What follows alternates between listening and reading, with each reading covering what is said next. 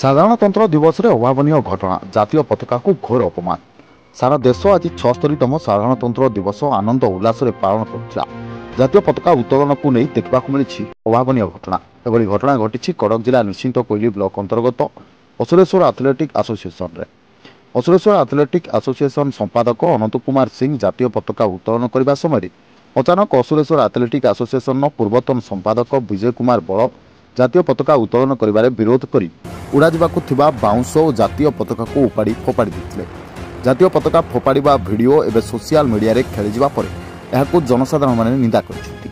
अपरपक्षे एने निश्चिंत कोइली थाना रे असुरेश्वर एथलेटिक एसोसिएशन संपादक अनंत राम सिंह लिखित अभियोग करथिबा सूचना मिलिछि।